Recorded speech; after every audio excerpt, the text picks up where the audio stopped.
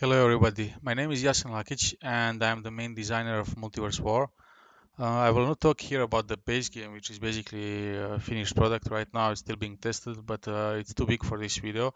I will just share that it's a 4X game set in medieval fantasy world.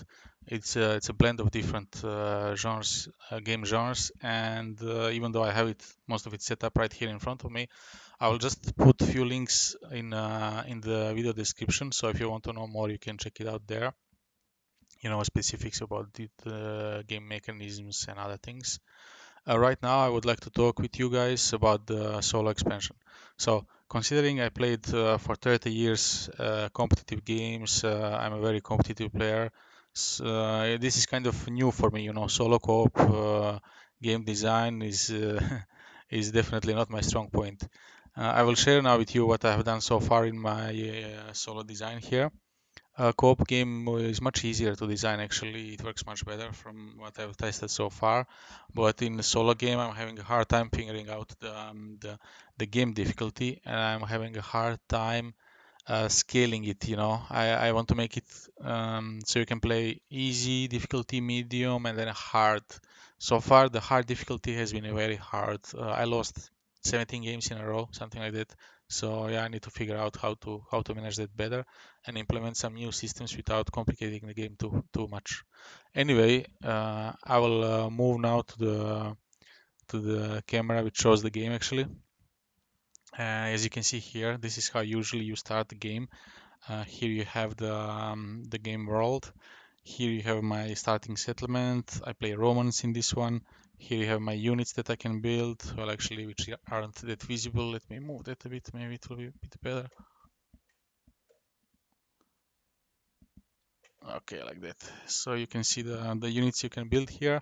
The way the game plays is on two scales. So first row here are all the units which can be built. Actually, it should be like this.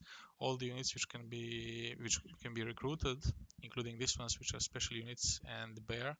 You can only find them in some adventures. But okay, this is age one, so Bronze Age units, Steel Age units here. And the thing is that you can build, that's a restriction I created for the solo game. You can build only one formation of each unit, and you can construct only one of each buildings. So you can build only one castra, which is a Roman fortress, only one guard tower, which is a defensive building, and then you have some revenue buildings as well for economy. In any case, yeah, so there's the first row, and the hero should be separate from everything, and the second row are individual units, which kind of like soldiers, which you can add into your party. So this is all new. Don't pay any attention to any of the, of course, components from the expansion. I mean, it's all very raw. I'm not making anything fancy right now, of course.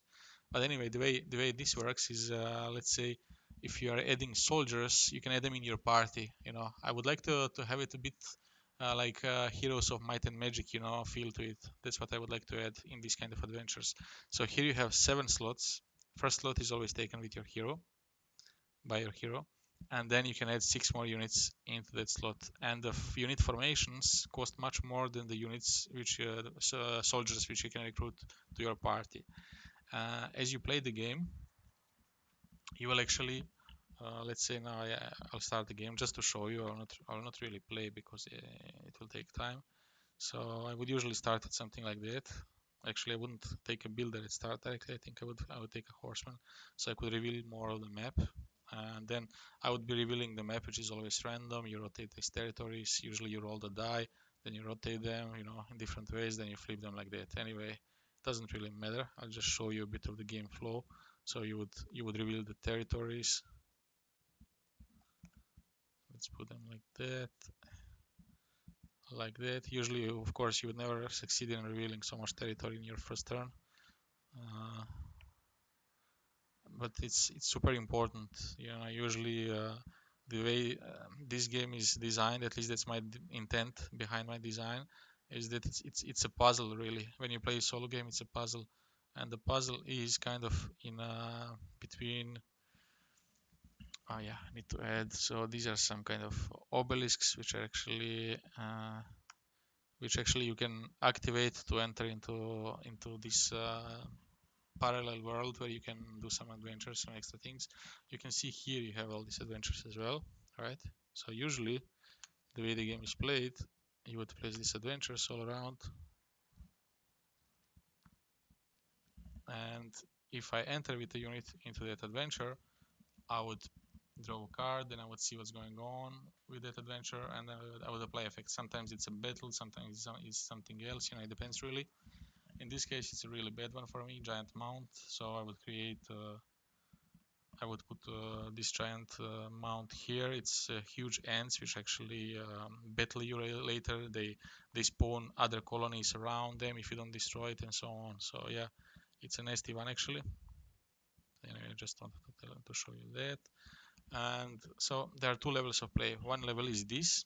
As you can see, I'm exploring here, but on the first turn, I would be drawing a card, and this is card level 1, so wave level 1.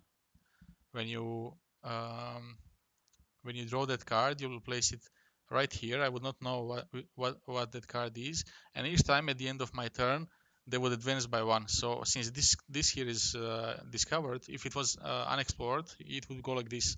So at the end of level 1, at the end of turn 1, you would get a spawn here, and it would happen on all three sides. So here you have the portals through which this Titan, this mega boss, is sending minions to attack you. They want to eradicate you from the world basically, and destroy your settlement.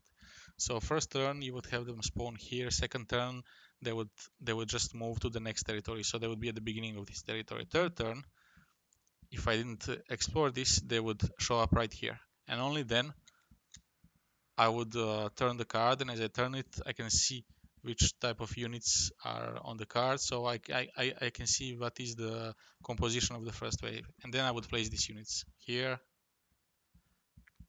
to here because they can be stacked by two, these guys, ranged units, and I would do the same on all three sides. Basically, they all advance at the same time. In a situation where you have like this, two tiles unexplored, two territories unexplored, but this one is explored already.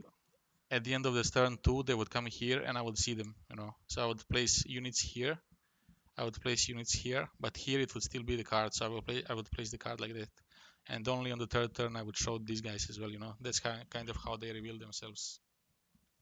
In any case, for now that's how it plays. I could also draw 3 cards and place totally 3 different cards here, and that way it would be maybe more interesting, give you very different results. You wouldn't be able to anticipate if you see one territory.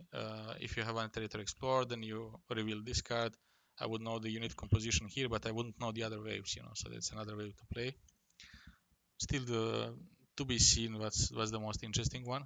In any case, so yeah, that would be kind of how it works. And then I would try to, of course I need to survive, so I would be if I had a builder here, let's say I would make a road here, then I would move here. I would construct, maybe it depends, really it depends, you never know, the map changes all the time, the conditions change all the time. So but let's say I build the guard tower here because there is a lot of hills here. It would be quite a good position. From there I would be able to shoot here, here, here.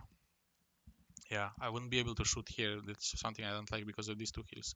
So maybe I would better build a tower here, and then in that case I would have a road right here to connect everything, with my starting settlement. And that way I could easily add, let's say, a siege weapon in a turn right here, and from there it would be able to shoot different places. Or I could make a crossbow, move him right in, and be able to defend faster thanks to these roads. Also, you get more revenue per turn if you have buildings connected to roads. Anyway, so yeah, what was I gonna say? Yeah, so the game is more like a puzzle. You have these cards. They are combat cards which give you different bonuses, but you get only 2 at start from a very big deck, as you can see here, and you can gain them through rewards. So the way I see it is, you gain 1 automatically every third turn. At the end of your turn, you would get 1, but also you can gain them if you enter these parallel worlds. So this is something I would like to discuss now. since the game works on 2 levels, this was the first level. So these are unit formations. This is your hero, but at the same time marks your hero party. So it's all the soldiers which would be placed here, you know. So let's say I recruited another archer, another pikeman, legionnaire, and I have a ballista with my as a siege weapon in my army. And let's say I went here. So this is the crucial thing. If I enter here, what will happen is, okay, I'm gonna use these tiles, which are neoprene matte tiles. They're kind of the deluxe version of this game. So in this case, I still don't know if this works good or not, but it gives me this Heroes of Might and Magic feeling. Let's just remove this for the sake of demonstration. So the way it would happen now is that here I entered into this parallel world with my hero. You would place these tiles just like that.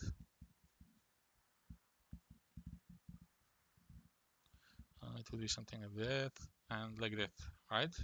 It would be separate board. It would be separate board. You'd reveal the tiles. So I'm starting here, and the enemy will be starting here, right? You have 3 difficulty levels. So you have cards wave 1, cards wave 2, and wave 3. So let's say this was an orange difficulty.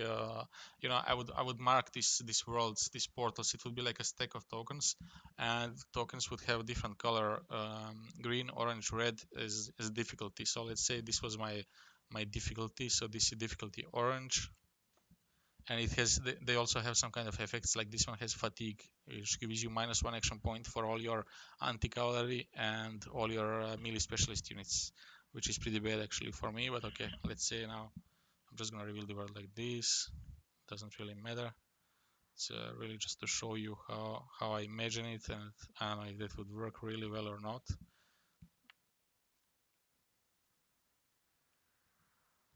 Too many tokens underneath and everything.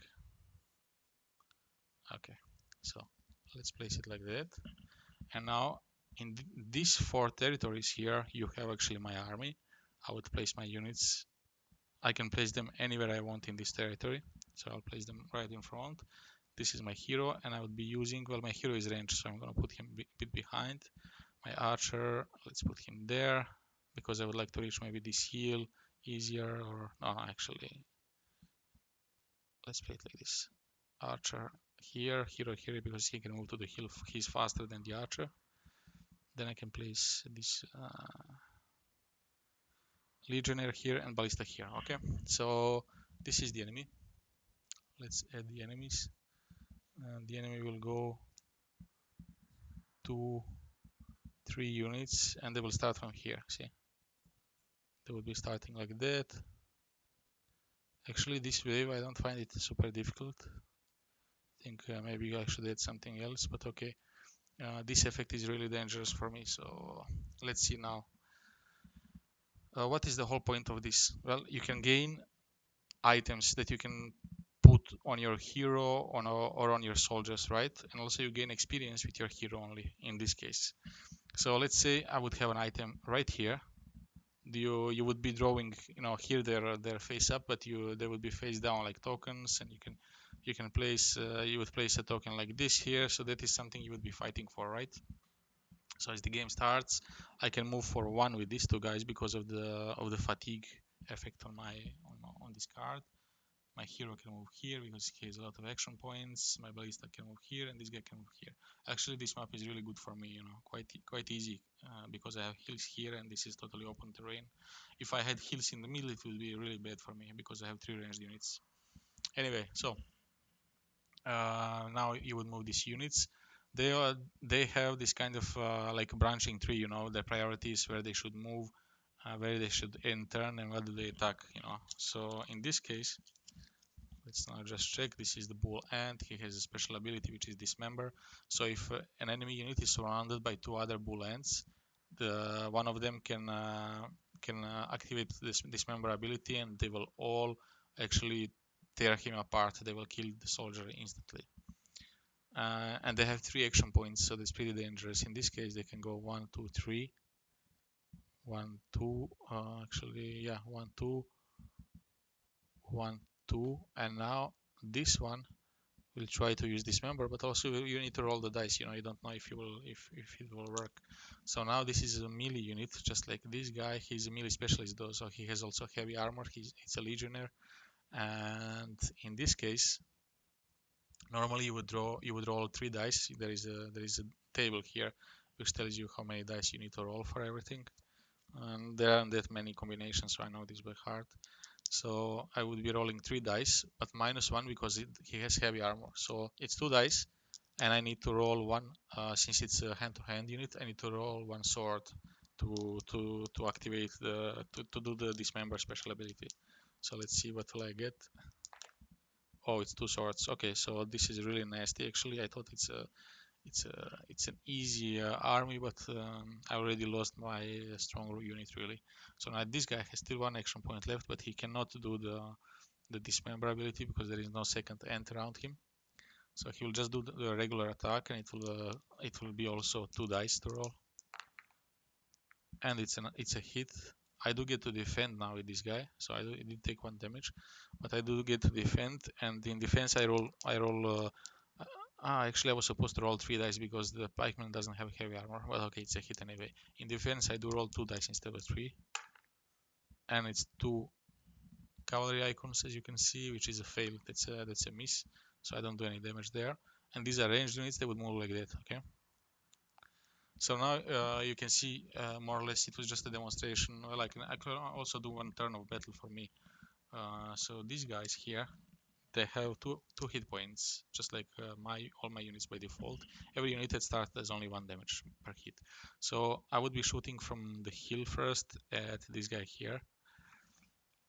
Actually, I would shoot at this guy here. I would roll 5 dice, so it's almost the maximum. Here I would roll 6 dice because of proximity, and here I roll 5 dice. I can see him because I can draw a straight line from the center of this hex to the center of this hex.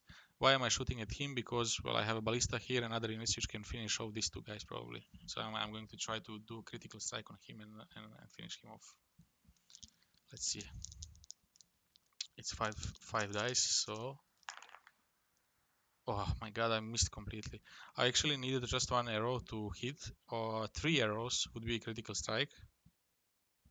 And also, 2 explosions would also be critical strike. So I had a lot of chances here actually to do that, but nothing happened. I missed totally. Thank you, Archer. You're a noob. And then in this case, I would shoot with my ballista. You need to spend 1 action point to set up your ballista before shooting, but I didn't move this turn, so I can do that. So I do set up, and I'm going to shoot at this unit here.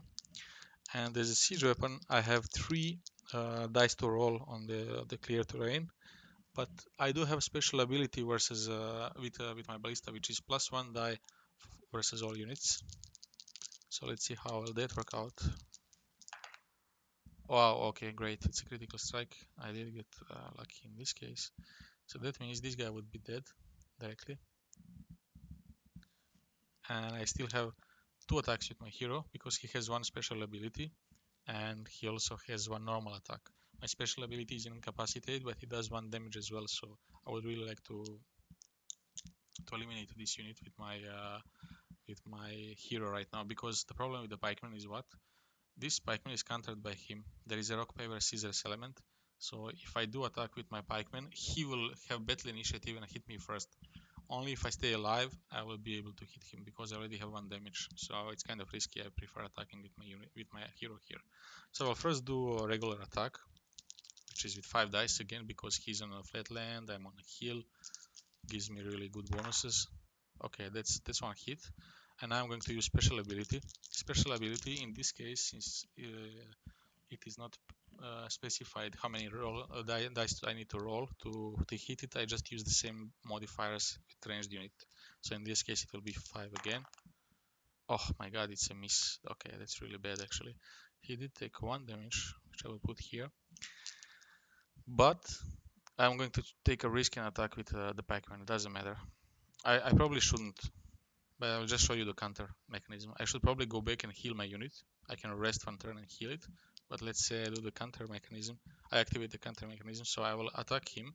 I would roll 3 dice normally, but he does defend and he rolls first, so he rolls 2 dice. Defense on a flatland is lower always than the attack. So let's see if he gets a sword. and he got a sword. So you see, in this case, it's really important that he counters me, because this unit now dies without doing any damage. Anyway, I showed you the combat, more or less how it works. And what I find interesting about this way of exploring these parallel worlds is because this part is always random, right? You have a stack of them. You actually, in the base game, you have around 30 of these elements, so it's there is a lot of options, different terrain, very different things. So you can't really prepare your unit composition. Unit composition will actually each unit has strength and weakness in different terrain. So that's why I find it gives a lot of replayability and interesting play. But also, these artifacts, which are kind of equipment you can put later on your units or on your hero, are really important. And these battles, bear in mind that you can play one battle like this every 2 or 3 turns, which means, since one solo game play lasts maximum 15 turns, that means you can play probably around 5 of these, and that is under ideal conditions, because usually you can just walk around with your hero and enter that, right? And you also don't have always your army there. When you lose soldiers in battle, you have to recruit them again, put them again in your party, and so on. Otherwise, if your party is not strong, you can't really go into those parallel worlds, right? You also need to worry about all these waves coming, because every third turn you have a new wave spawning here and coming at you. So by the time the first wave comes here and you're fighting, the second one is already on his way, and then it's the third wave, fourth wave. That's how it works. So you need to be able to defend your settlement. I already played games where I was doing really good, but I couldn't at the end defend my settlement from one side. I got really trashed by the AI, by few bigger rolls, critical strikes and stuff like that. So it's a risk factor. You can take it, but it's not such a good idea. Anyway, so it's between balancing between defense, conquering land, of course, as well, because you have these portals right here. So you need to be able to reach that with all these waves coming at you, right? So maybe best case scenario, you'll do 3 battles like that. So considering all that, do you think that you saw how this battle works out? It's not super long, but it's not short either. It's not like it's a 15-20 second battle. So what I would like to know from you people, what do you think if these kind of battles would break the game flow? I'm not sure about that. Still need to test it more. It's something I just introduced basically. Um, Number one, would it break the game flow in solo game? I mean, I'm not sure how important it is, since you're playing solo, so you play on your raw written. It's not like somebody's waiting for you. There is no downtime and all these things, right? But also, do you think this kind of system could work in some kind of competitive mode, right? Where if it's a one versus one game, I wouldn't put it in 2 versus 2 games or stuff like that. But in one versus or free for all, definitely not, because too many people would wait. But in one versus one game, maybe this could actually work well, because the opposing pair could control the neutral faction, the AI. That's one of the possibilities, and that could be interesting to play, because then you're kind of, it's not your army, but you're kind of trying to sabotage, to do most damage you can to the opponent. And you are playing in that turn, even though it's not your army. That could be interesting. Mm, anyway, that's just about it. I'll tell you a bit about some other things. Like this is the player board, and here you have actually all these tracks. This is the hero here. This is the army sheet here, and all these units, they gain experience as they win battles. The experience is the key part in this game. So you have experience of your hero. Here are the abilities. It's a bit like MOBA style. Here you have this ultimate ability. So you have basically 3 small abilities, one big one, and one ultimate ability here. And as you grow in level up, as you level up your hero, you basically pick how you want to grow him. You get skill points, and you can invest them into new abilities or more health, more action points, things like that. It's similar with your units, but you don't get any skill points. You just move forward, and as you move forward, you gain health, action points, and so on. Damage. Sometimes you hit twice. Sometimes you get different things. There are all kinds of bonuses. And on top of that, that's where you add this gear. So let's say I want to add, I have a legionnaire who already has 4 experience, so he's already veteran soldier. He has +2 HP. I would like to add on him this kind of shield, because this shield protects you from certain types of attacks. Or maybe I would like to add fire shield, which does 1 damage to all hand-to-hand attackers. So I would add that shield right here, and that shield will be activated for any will be active for any of these units, legionnaires. So that's how the stuff could work. Or you could add it to your hero. So you could add it right here, and then you know that your hero would actually needs to be a bit smaller. Or I could make maybe some slots right here for your equipment, easily, because there is space. I could add 2 3 slots here for the equipment on the hero. Anyway, that is the whole point of the heroes and everything. And what is the whole point of this experience and everything else, right? So the point of the game is kind of the way it plays is you need to survive and play constantly this puzzle, right? How do you counter different waves?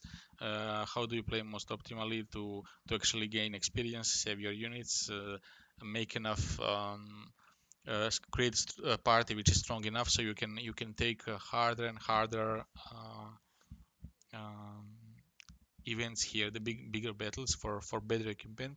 And then why all of that? Because at the end, with the third wave, just after the third wave, you have these big giants coming. It's all some placeholder art from internet or some sketches from my artist, the way they will be. But it's, let's say I was inspired by some Greek mythology and some elementals, that I wanted to add, like giants, cyclops, stone, and air elementals, things like that. These huge bosses who will be coming at you, and they're actually very strong. They have a lot of hit points, damage, and everything. So they are kind of this final obstacle you have to go through before you encounter the Titan. And to be able already to survive these kind of big bosses, you need to level up your hero, right? You need to make him strong. You need to make your unit strong, your army strong. You need to build up your defenses around here, roads, everything you can, so that you can survive this, right? When you beat all of them, you have this big Titan coming up, and if you beat the Titan, you won the game. That's how, in short, it plays. Um, I don't know if you have any comments or anything. I'm planning to post this on several forums and Facebook or where not, just to encourage the discussion with you people, designers, players, whoever, and maybe find some interesting solutions for this game, or maybe you can get some ideas for your own games you are designing.